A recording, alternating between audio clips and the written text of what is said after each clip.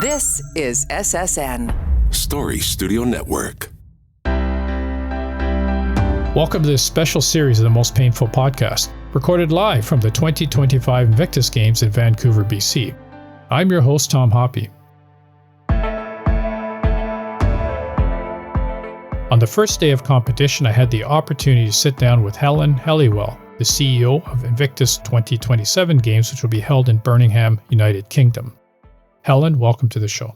Thanks so much, Tom, for inviting me onto your podcast. Well, welcome here. Maybe you can just talk a little bit about yourself, and let's talk about, you're in Vancouver.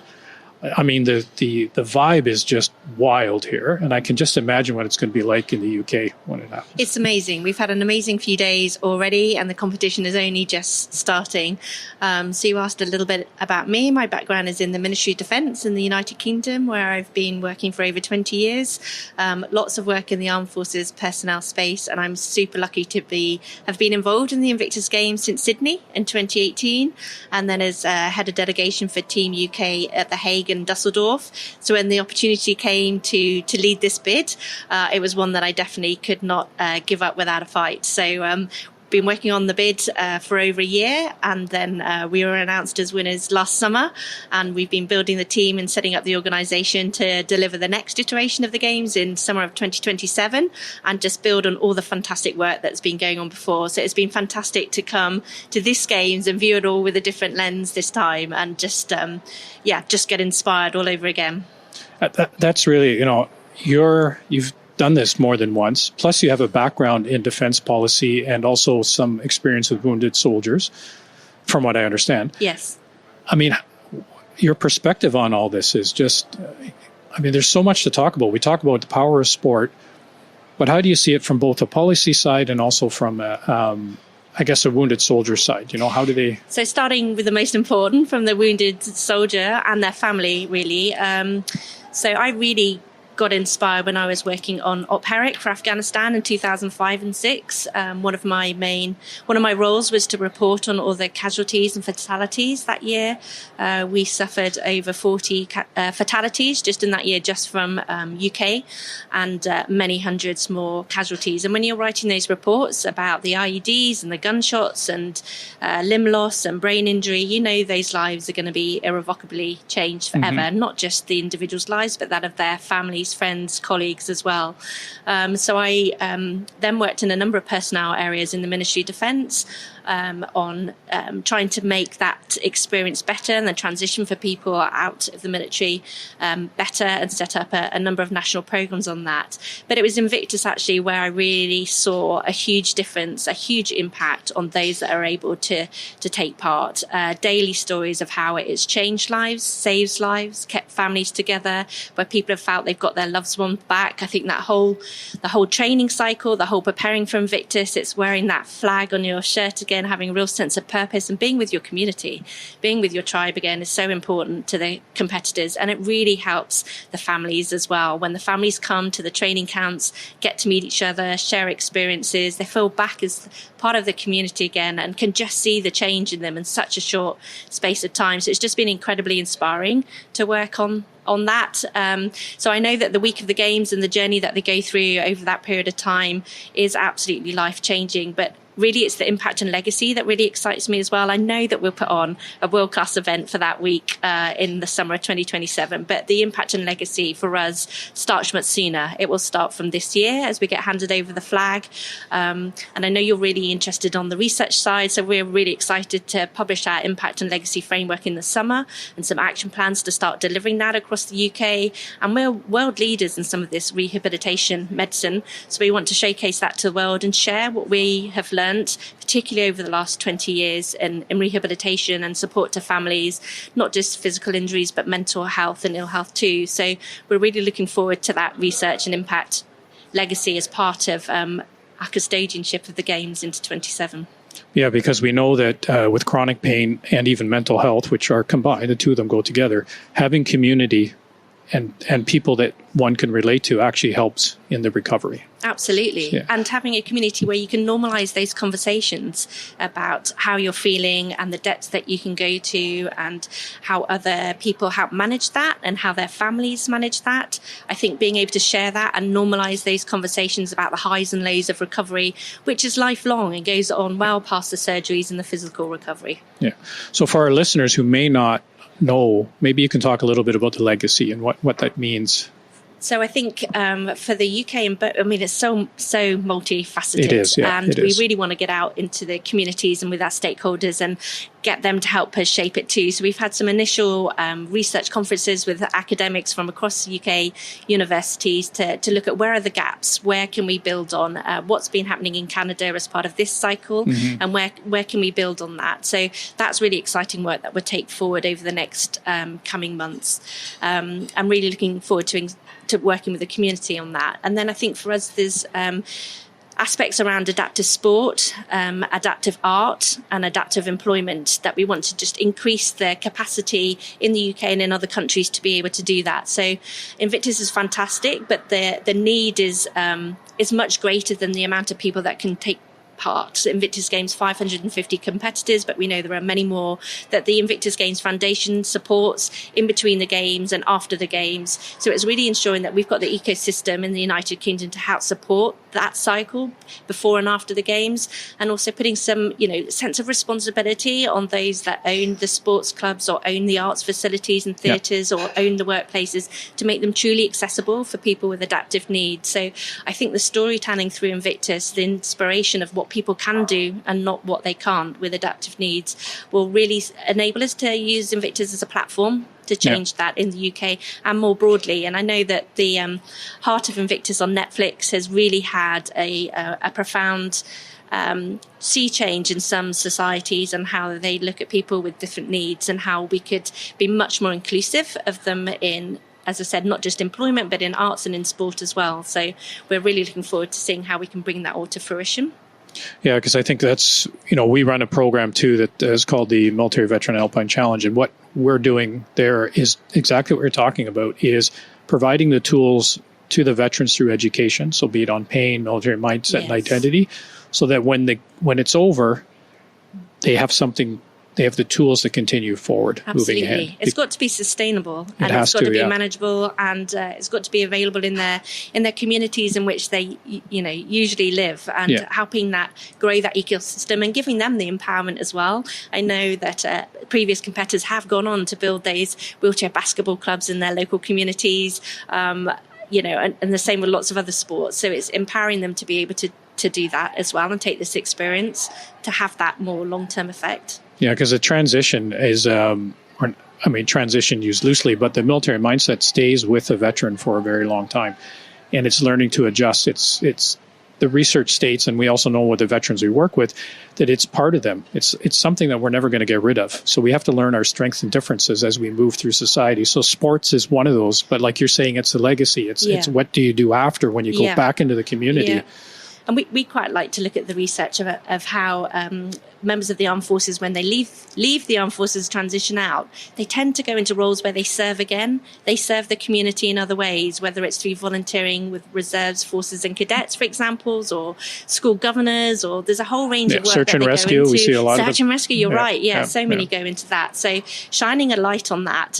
Veterans are an asset to any corporate company, any charity, voluntary organisation to work there and bring the skills that they've learned, the leadership skills, the skills that they've learned in the trade in the armed forces into different sectors in society, and to give that sense of purpose and giving back. Again, I think it's in your blood, isn't it? And it's a way of life, and I think that sense of community is really important once you leave the armed forces too. Well, it is in the way of in your blood. Like when we talk to veterans, we say to them, it's you that has changed, not the civilian world. Yes. You have changed. Yes. So now we're moving back into that world that we've left. Yeah. And they have to realize that. But also, as what I like about what you're saying is getting the word out to other employers, because they need to understand the differences as well. When veterans come work in the workplace, they may act a little differently. Yeah. but they also provide very good strengths and skills and knowledge that can benefit that Absolutely. business. And we often have to spend quite a lot of time in helping veterans translate their skill set from the armed forces to the civilian world, so the civilians actually understand. And I think also they're quite self-depreciating bunch sometimes and don't really know how to sell their skill set when compared to perhaps some of the civilian labour. So I think that's really important to help educate and help show them how to do that, so that they absolutely land their jobs so that they can thrive, fulfil their potential. Yeah, because I mean, a sense of purpose is huge, and especially when somebody's injured and they've been forced to leave the service, they need that sense of purpose. So the games are providing that. Absolutely. And you have often have a life plan, I think, particularly if you join the armed forces. So when that's cut short before and not at a time of your choosing, that's a huge lifestyle change, not just your day-to-day job, but where you live, who your colleagues are, what you thought your life might be all changes. And I think the whole family has to change with that. So it's a real big transition. Well, you talk about family, and I think that's so important. And I noticed here, this is my first Invictus Games. Okay. Believe it or not. So, fantastic. Served in the military, did all that stuff. This is the very first one I've been to.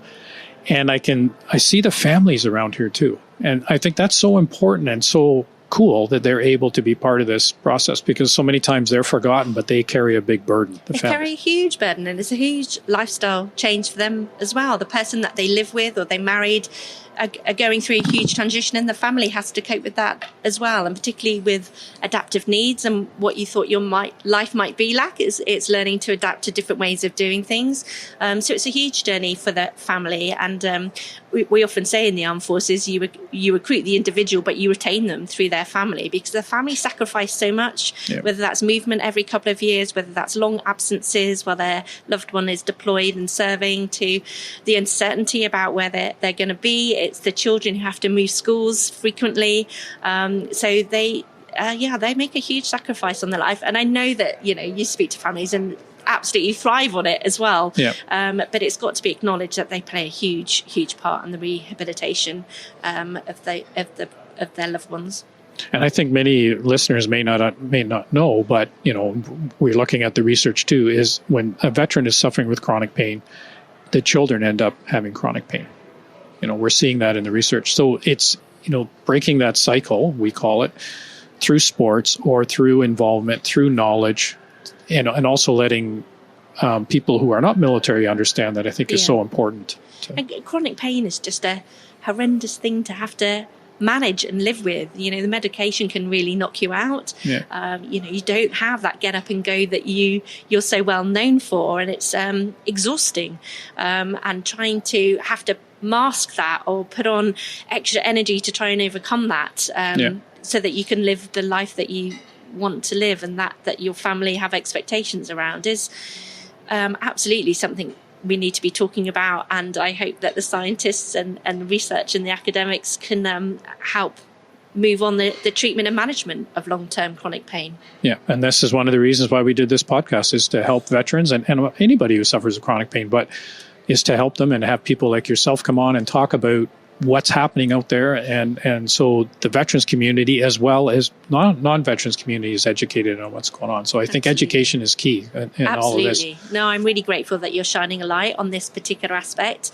And it's not, as you know, it's not just relevant for the armed forces, it's relevant for many in civilian society as well. And we've seen so often that advances in military medicine translate into the civilian world. We saw that with Afghanistan and the Merc crews and the kind of life-saving work that was happening in Afghan, bringing that back to how we treat trauma in the UK. So fantastic to see advances in pain management, long-term pain management, being applicable to those outside of the armed forces as well. Yeah, because we know in Canada, and I would imagine it may be same in other countries, veterans suffer twice from chronic pain than that of the Canadian population.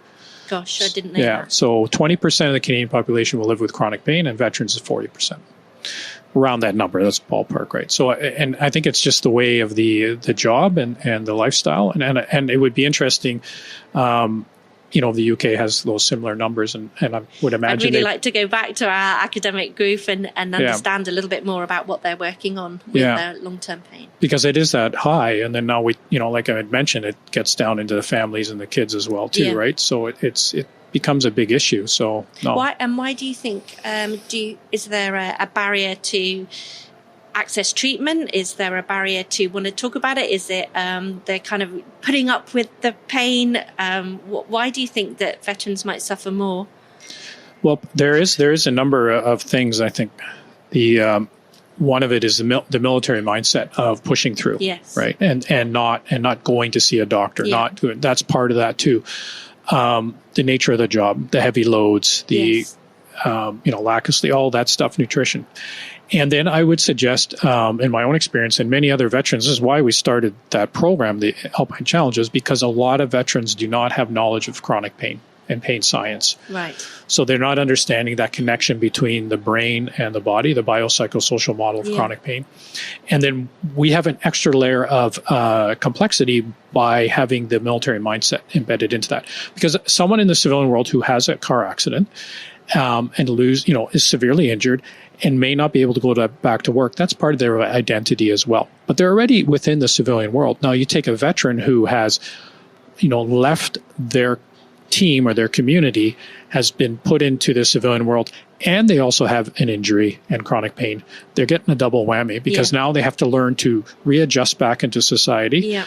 They have an injury and they're struggling with chronic pain, and they may not, from our experience, because they don't have the knowledge of what chronic pain is, they then struggle with where to get treatments. Like, do I need to go to an interdisciplinary pain clinic, which is, has everything from medical to social to allied health, everything under one roof. Yeah. Do I need to go there? As a veteran, how does my understanding of my military mindset impact my chronic pain? So when someone says pacing, like when I had back injuries, when I first went to a clinic and someone said, you got to pace yourself, I thought someone was going to be running alongside me. Right. So it's just that it's all that stuff. It's a different language as well. I remember now a story when you assess for disability benefits, you're asked whether you can do certain things. And I think a veteran was asked if they could go up the stairs, and they said yes. But what they didn't say is that they have to shuffle up because they are a double amputee. Yeah. So it's like, well, yes, I can get up those steps, but they're not talking about what it really means for them, the physical effort they have to make to get up those stairs. And you're right, because many veterans will, they'll have to do, for Veterans Affairs, will have to do a physical test or a functional test, and they'll push through. They're going, I'm not going to be weak. I'm going to push through. Yeah. And people say to me, well, in the civilian world, people have to push through too. And I'm going, yeah, that's true, but they have a choice. Veterans do not have a choice. We don't have a choice, unlimited liability when we serve. No. And we don't have a choice when we're in the battlefield to stop. So that mentality, I think, carries over. So I don't know if that's the cause of chronic pain or if that's leads to the struggles post-service with chronic pain. An interesting one to explore and to keep working at so that we find those answers. And I would suggest The Heart of Invictus, which I loved. I thought that was just a great movie.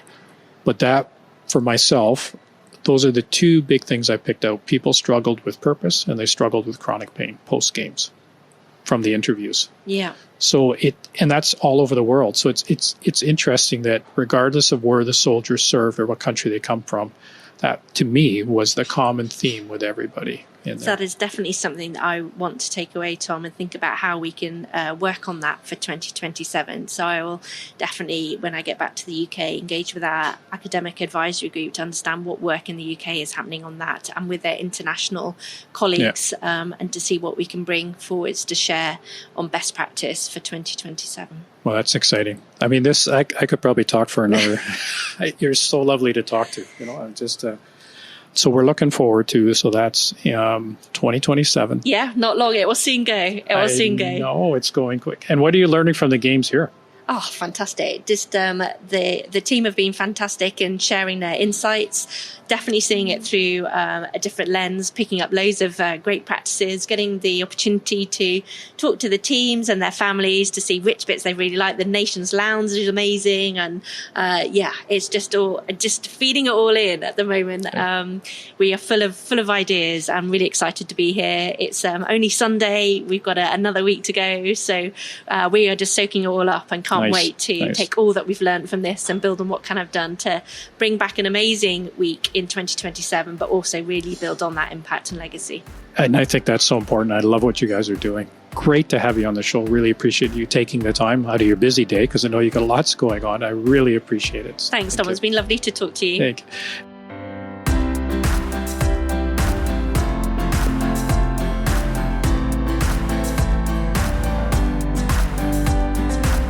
For feedback about the show or more information on chronic pain, you can visit our website, veteranschronicpain.ca. And if you want more information on Invictus, you can go to their website, invictusgamesfoundation.org. Remember to like, follow, subscribe, and share this podcast. Thanks for listening to this special Invictus Live series as part of the Most Painful Podcast. I'm your host, Tom Hoppy. Stay safe and keep the hope alive.